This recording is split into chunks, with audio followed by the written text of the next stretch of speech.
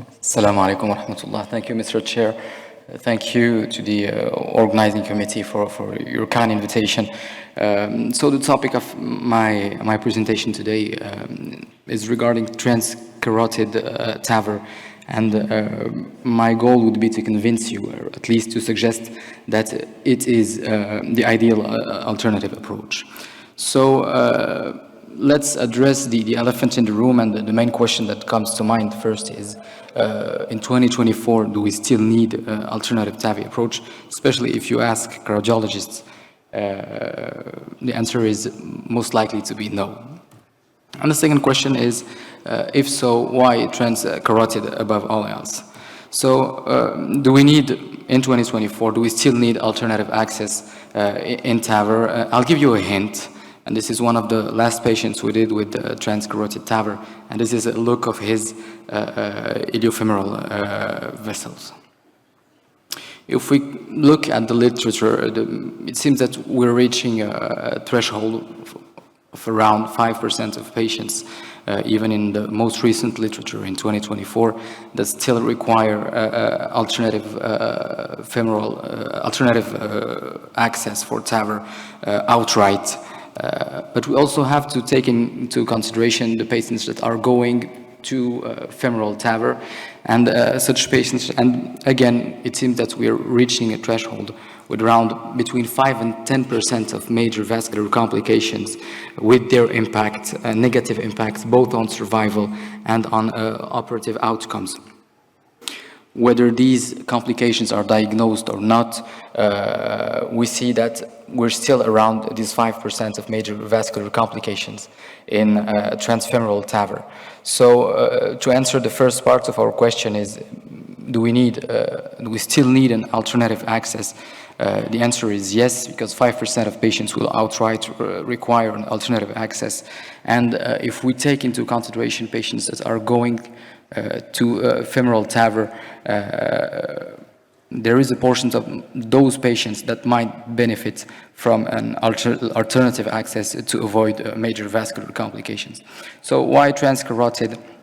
And to answer that question, we have to compare transcarotid versus other non-femoral access, and also to push it a little bit even further to compare it with the transfemoral.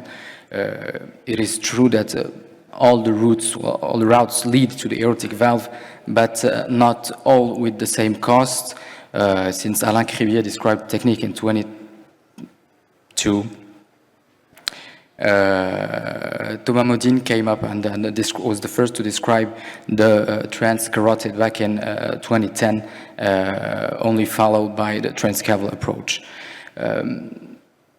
Bear with me, there are a few data that are important to check. First, when we are comparing transcarotid with transaxillary, which is the most utilized arterial access, we have, and several papers show the same data, or at least the same trend, less stroke, which is counterintuitive at the first, when I first heard this, but less stroke, shorter procedure time, shorter hospital stay, and more patients are going home straightly. This is another paper with exactly the same findings, significantly lower risk of stroke when we're using transcarotid versus transcarotidian. We also, transcarotidian also shows better outcomes in procedure time, radiation, contrast, length of stay, and discharge home. If we go a little bit further, and this is a comparison between femoral and non-femoral access, and non-femoral including arterial, between parentheses, if I could, it is best to avoid at as much as possible the transthoracic routes, whether it's transapical or transaortic. The literature is clear on the subject. So in this paper, we have similar outcomes between femoral and non-femoral TAVRs, but we're reducing by half the major vascular complications without compromising the safety and the efficacy of the technique. When we're comparing further transfemoral and transcarotid, similar outcomes, especially regarding stroke, which is the main point that might be raised, and again, less vascular complications.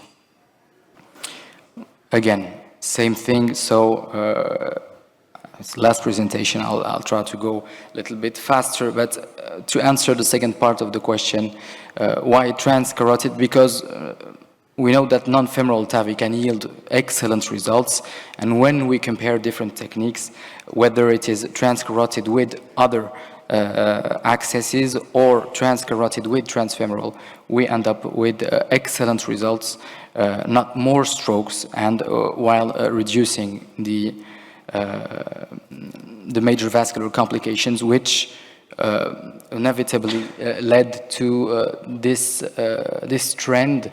This is a draft from a 2024 consensus that's showing that in the US, the transcarotid is rising while the other accesses are diminishing. So I'll tell you a little bit our experience in Morocco. TAVR in Morocco is still in its embryonic phase. The whole country does around 100 cases a year. And after spending around 15 years in France, I came back to Morocco in 2021. The only cases were done transapically, if not femorally. So I tried to start a new trend, and just before going back to Morocco, I had the opportunity to co-author this paper with Professor Jean-Philippe Viroy, who was my mentor on this technique, when we shared our results on the first 50 consecutive patients with transcarotid access with excellent results, which prompted to go further with this technique. So let's go back to our first patient, an 83-year-old male, active smoker, COPD, severe peripheral artery disease, weak kidneys, LVEF is good and very symptomatic with his aortic stenosis. When you look at the scan, you can guess just from these images that there's going to be calcium everywhere. He had a stable coronary artery disease that we did not deem requiring intervention at the time. So we did our sizing as usual. You note that the scan is not of perfect, it's not done in perfect conditions, but we didn't want to do another scan given the kidney failure. Luckily, he had a straight left common carotid artery with a little stenosis in this ostium, but with no severe calcification, so we went through it. So this is the procedure. It's once you're in, it's regular TAVI. I just kept the timeline here. We started at 10:38, and the angio control was done less than 40 minutes later. It is straightforward once we're in. The second case is quite similar, although no real risk factors for peripheral artery disease. We were quite surprised, but here we are with a patient with severely calcified bilateral femoral arteries or iliac arteries. Again, the left common carotid artery, not straight, but no calcium, so we used it to go. And I would like to show you in this case, the surgeon point of view. We don't have a hybrid operating theater, so we're still in a cath lab, which makes things a little bit trickier, but we're adapting, and fortunately the procedure was successful. My neck hurt for 2 or 3 days afterwards, but the patient was fine. And finally, we talked about patients that go to the transfemoral approach and who have major vascular complications, and we know that some risk factors, including morbid obesity, can predict such complications. So this is a patient with good femoral arteries but with severe morbid obesity, and we chose again to go through the transcarotid approach. This is what the incision looks like. It's even with big bellies, usually the neck, we manage to access the neck quite easily, which might not be the case for the subclavian artery in obese patients. And again, satisfactory outcome. This is what the carotid artery looks like after the repair. So in conclusion, it is still in 2024 needed. We still need alternative TAVR access. Transcarotid is safe, effective, it's reproducible.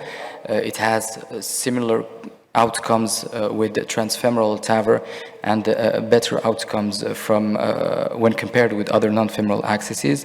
It's also a technique to evaluate in patients with potentially good femoral access but with high risk of vascular complications.